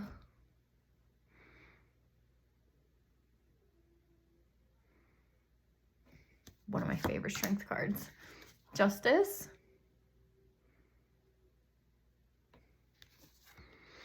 And we have Libra. I believe Libra.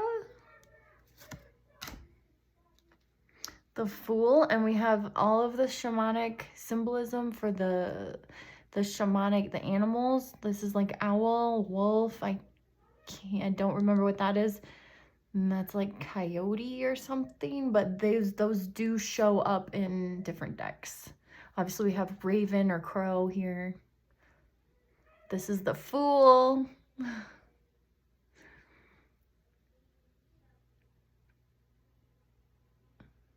And we have a planet right here, and I'm totally leaving it right now. Is this Pluto? Is that Pluto? Is that Uranus? Oh my God, I'm spacing it. I'll let you guys decide. The Chariot. I would say not one of my favorite Chariot cards, but still awesome. The Ace of Grails, which is the Ace of Cups, which will go into the green roses. So if you see a green rose like in the other cards, you'll know what that means. Absolutely love the World card. One of the reasons the other card that was like, yep, I'm buying it. This is my power animal, or this is my totem animal. I am in this snake energy right now. Active, my Kundalini's waking up. Wolf has been stalking me, and crow, raven, all of this stuff. And the way that she's bent over, once again, symbolizing the energy flow. This is a very sacred pose here. Now how she's eating the serpent. She's literally eating the knowledge and the transformation, or it's at her mouth, which means something very potent. Love, love, love this card. And the wolf has a spirit, like a white rose or a clear rose at the third eye. So much to unpack. Love this World card. Favorite World card ever, I think. Ace of Knives, which is the Ace of Swords with the yellow roses. Judgment. Got like a jestery type thing.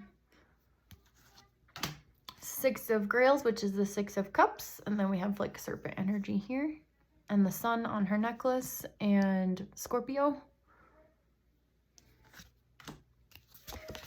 Very interesting. Three of Swords, Three of Knives. It's not the bird.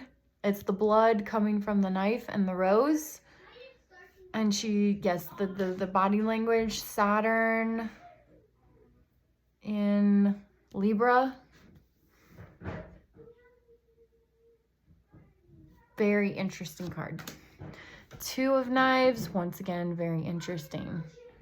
Like, did he blind himself so he could see? Like, because his eyes are bleeding and his swords are bloody? Or what? What? Or is he so torn he can't, because there's thorns here. Is he so upset internally that he is bleeding, he can't make a decision, his life force is just leaking out? Is that what's going on? We don't know. But this is Libra, and the moon in Libra. Maybe, possibly, we don't know. But that is the Two of Swords, which is the Two of Knives. Ace of Scepters, which is the Ace of Wands.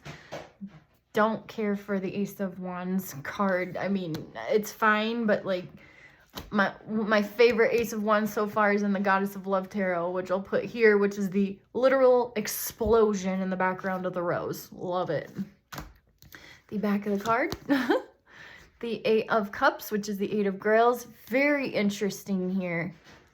Very interesting Eight of Cups, because normally you see all the cups lined up and someone walking away. This one, his hands are chained to the cup. It has Saturn. It's in Pisces. Saturn in Pisces.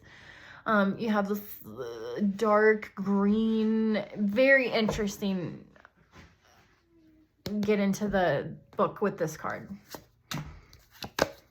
And I love that every time I'm perplexed about a card, I can go to this book and the definition, the analysis, it gets broke down so beautifully. I understand what's going on perfectly. And you don't always get that with a guidebook. Lord of Scepters, which is the King of Wands. The Ten of Scepters, which is the Ten of Wands. I love how this is the Ten of Wands symbolism. Once again, very different. You have a mask thing here. that has Saturn in Sagittarius. And then you have the Six of Skulls, which is the Six of Pentacles, Taurus. Is this the moon in Taurus? I don't know. That beautiful black wolf or blue eyes could be a dog. The Emperor, very interesting. The Seven of Knives, which is the Seven of Swords. This card actually contains a puzzle in the definition.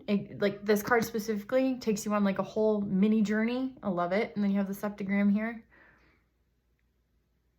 And the key, all of this, it'll take you on a mini journey in the guidebook. Aquarius. Love this card so much. Four of Wands. This is the Four of Scepters. So different, so beautiful. Love it. Love all the symbolism. Aries. This is Venus and Aries.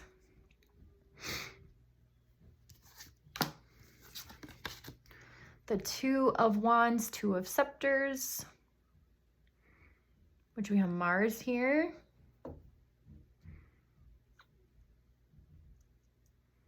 Is Aries somewhere? Because this is Aries on his belt. Mars and Aries is Two of Wands, Two of Scepters. The Lord of Grails. This got like a Gorgon head. No, it is not Medusa. Look, it's okay. Because, guys, I love Medusa too, but that is not Medusa. That is like a male head. That is not a female head. That is like that is a different Gorgon creature. It is not Medusa, so okay. Just to let you know. And this is the the King of Cups in this deck, which I love how he's on a horse. You never see the King of Cups on a horse. You see him on a throne. And traditional. Seven of Scepters, which this is the Seven of Wands, and this is Mars and Leo. Very interesting. She's transforming into something. And it looks kind of painful. Very interesting. The Queen Knowledge. No, on that one. This very interesting too. Hermit. So he's dragging skulls. And he's leaving. And he's going away on his journey. And he's taking his skulls with him. Very interesting Hermit card. The Seven of Skulls, which is the Seven of Pentacles. She's half wolf, half vampire. So she's very hybrid. She's torn between the night and the day. Between, in the symbol, or in the message with this card, it was like being torn between day and night and having to find a resolution of opposites within you. And then she's eaten the pomegranate of wisdom. Very interesting. And here we have Saturn in Taurus. And we have the Queen of Cups, which is the Queen of Grails. I love this Queen of Cups with her serpent. You realize that she's very watery and she holds power in the unknown here with the snake. And the Death card, which is Scorpio. And it's very interesting, the Death card in a vampire deck, because vampires don't die for a very long time, or if at all. They're supposed to like have like ties to being immortal. So the definition is very interesting in this guidebook. Everything's amazing. Okay, so my lovelies, I am drawing one card and reading you the entirety of the definition, the shadow, everything that you get in the card. And this is my review on the Vampire Tarot. I might come back at a later date after I've explored the Kabbalah, the Tree of Life, and the Hebrew aspects in connection with the planetary understandings of this deck, because like I said, don't try to overwhelm yourself. Just let her unfold. This is a journey deck. This is not a let me just show up briefly deck. Or I feel like this is kind of a lifelong deck. This is definitely, this is a soulmate deck, way more than even so the Goddess of Tarot. As much as I love the Goddess of Love Tarot and the images, everything about this deck, the way the cards work with me, the way the guidebook is, this is very near and dear to my heart. This is like a twin flame. I don't know. This is like above a soulmate. I don't know. This is like, I almost want to degrade down from soulmate for the other decks, because if I was going to say a soulmate deck, it would be this one. Just everything it offers, everything it is, and everything it has, present tense, future tense for you. Okay. All right. So let's, it shuffles amazingly. It's not too big. I don't have very big hands. I mean, I can get my hands on this baby. I was thinking, because I do tend to like larger cards, that this, it would bum me out, the cards being so small, but honestly, it doesn't. There's so much packed into this little square. It does not bother me. And once again, we got the Magician. Okay, so I am in my 1 year, which is the Magician card. Numerologically, I'm in my 1 personality year. So this card keeps haunting me, which is nice. And so we'll go to the, and there's really no difference I found between the major arcana and the minor arcana. You get the same wealth of information. You still get all of everything that you're getting. It might be just a little bit briefer in the minor arcanas. It just really depends. Some are more, some are less. It's very individual of each card. You get kind of an individual experience, which I love, love, love, love about this deck. But it's about the same. It may be a little more lengthy for the major, but not by much. Not by much. All right. So our card is the Magician. And I'll put her here. Or him here.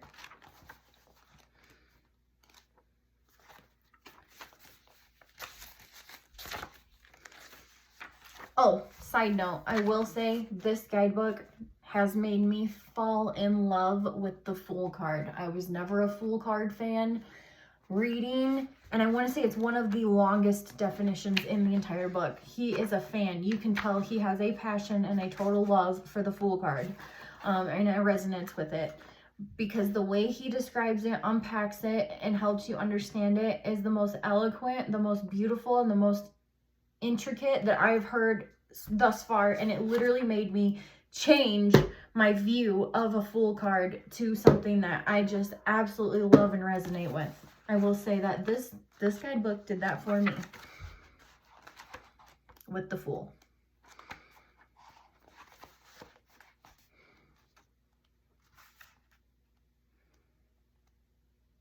Okay, so this is what you get when you get your card. You get the title, which is the Magician. You get the Alchemy, which I love this if you're working with astrological associations with this deck. If you're working with that, this gives you it. So you get the planetary trump of Mercury. So, you know, Mercury has a lot to do with this card, or it is the trump of Mercury. And then you can go back and figure out what Trump means, but I think Trump means like it is the like deacon type. Don't quote me. Like I said, I'm still learning. But yeah, the sphere of the zodiac connects Kether with Bana on the Tree of Life, which if you go back into the Tree of Life, it'll tell you that. Then it has kindred spirits, which is the Mangus means magician. Magus of power. Okay. Then you get the essence of the card.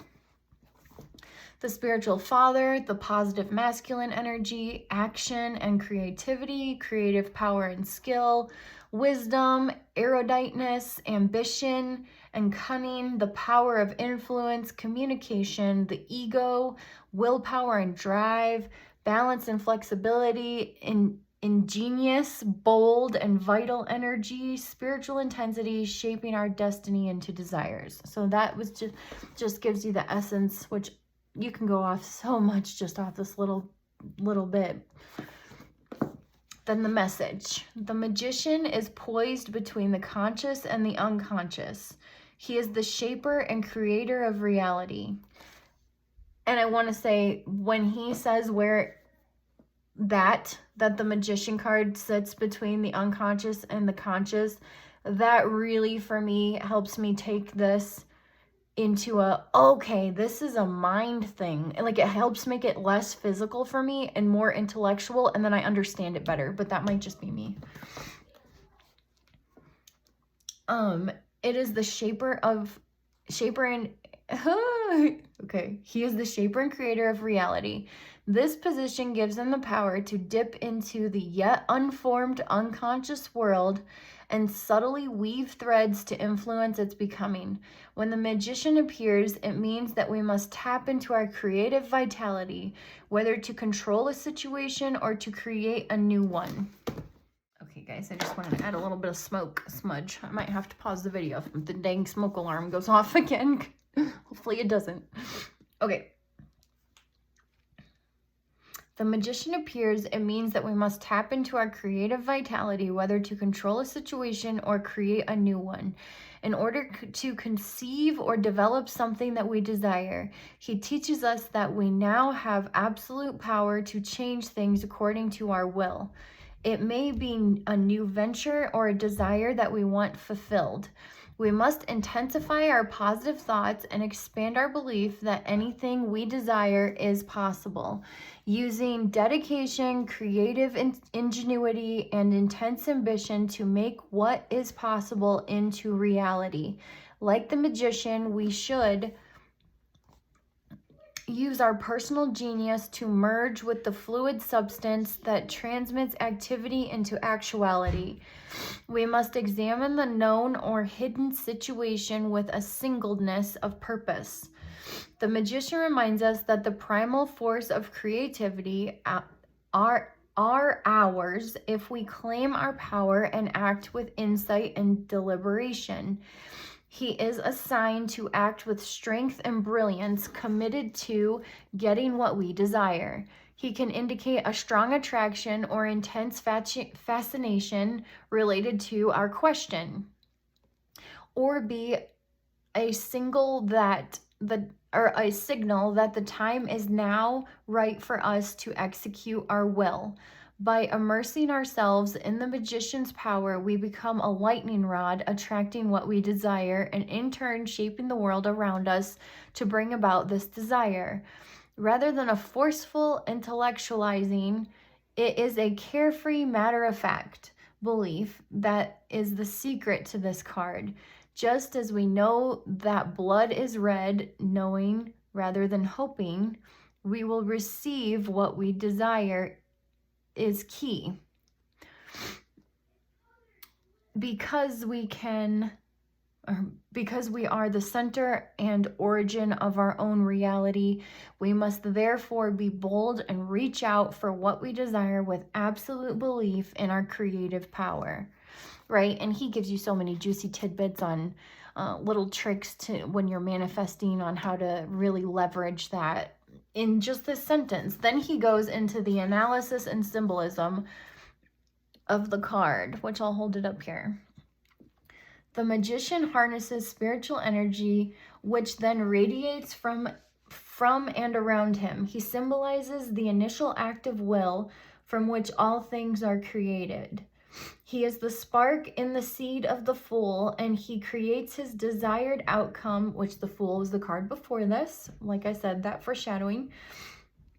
He creates his desired outcome through determined action. He represents the power to harness universal forces and use them for our own objectives. The Magician's art is genius, representing our unique creative spirit, which we can employ to shape the world to our wishes. In the painting, we see him mastering the 4 elemental objects. The blazing scepter contains the active power of the will and of spiritual creativity, while he holds in his other hand the grail of blood, a symbol of the unconscious, the vessel into which he mixes fire and water. This lifeblood is then channeled into the wheel of the tarot and the sphere of the zodiac, depicted by the large basin, which you see the zodiac signs on. He plants the fire seed of his desire in the realm of the subtle or dark matter or energies, unformed spiritual matter, which is dark matter, it's what he's saying. The knife, a symbol of thought and conception, is planted into the skull, which, yes, I love that, which itself is symbolic of the manifested physical form or earthly events. By balancing and utilizing these four natural laws, his genius creates magic and miracles.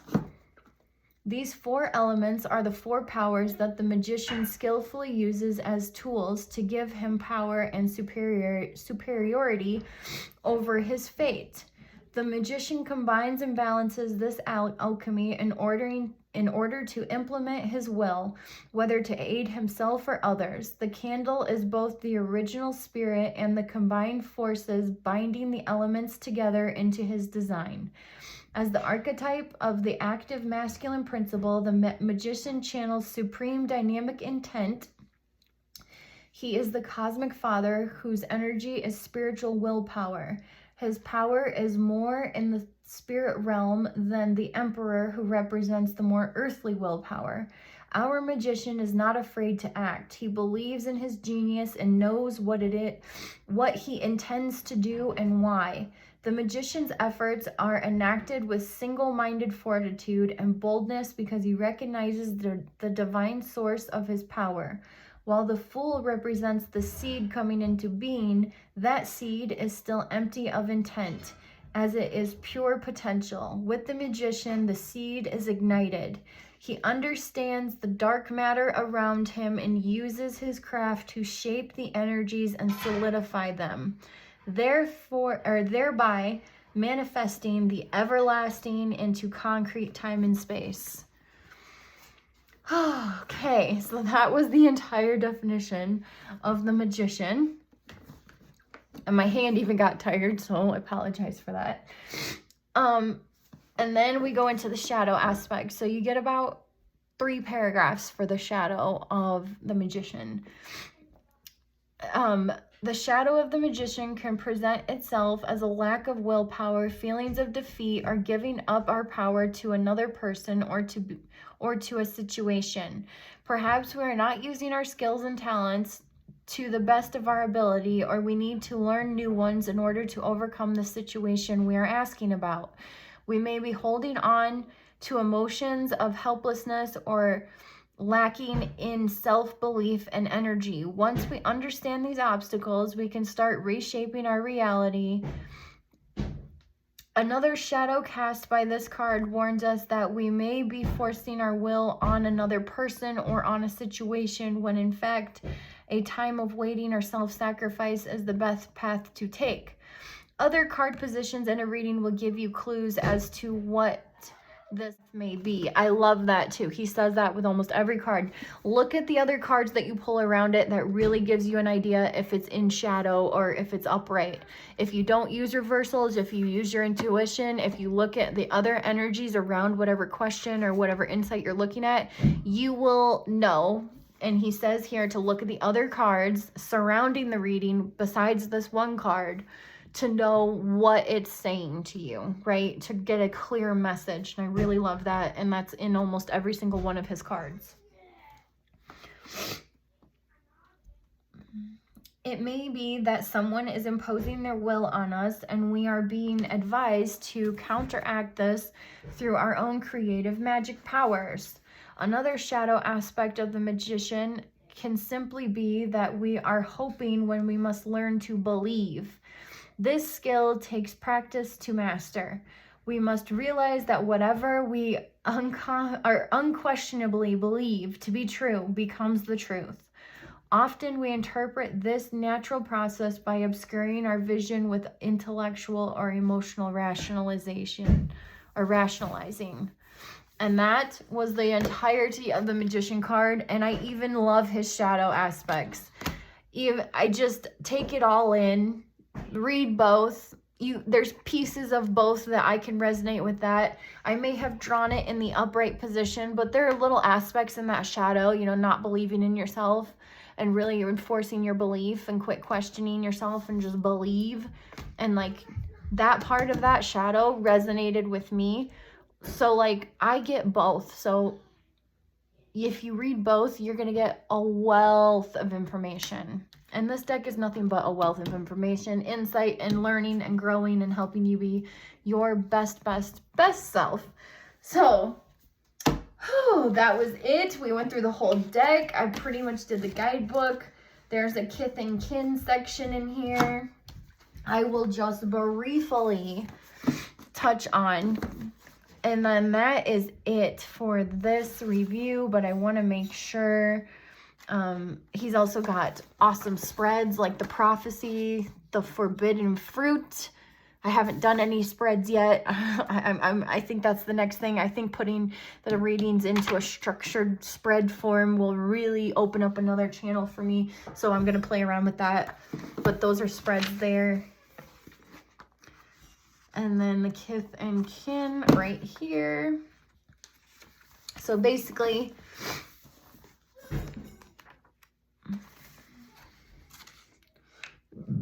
oh, excuse me.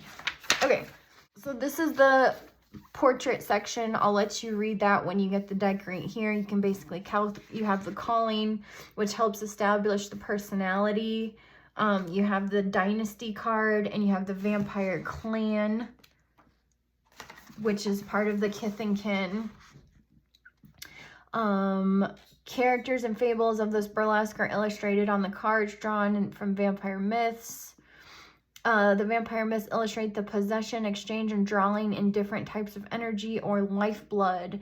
These phantoms are the weird and wonderful messengers guiding us along our quest. And here you can create your personal portrait. And he said the biggest thing is to have fun with this, right? If you are reading for someone else, make note of their sun sign and related cards. So then you get a little chart right here and your sun, moon, and rising sign. And it has birth right here. Now, when I did this, I like to use sidereal. And if these are the degrees, so if you go get your sidereal chart, you can actually find your kith and kin with the degrees in your sidereal chart. It's not just based off of your Western, even though I think it was intentionally meant to be able to work with both. But like in the Western, see, like my dynasty card would be the devil, because in Western astrology, between the 21st and the 30th, I'm the devil, which right here, and it shows right here, Capricorn, 0 to 10 degrees. So in Western, my dynasty card is the devil. My bloodline card, and you just go across the line, is the 2 of Skulls. My vampire court is the Queen of Skulls. And my vampire clan is the Skull. So find your, and that's for your sun. So I believe on this next page here, it tells you.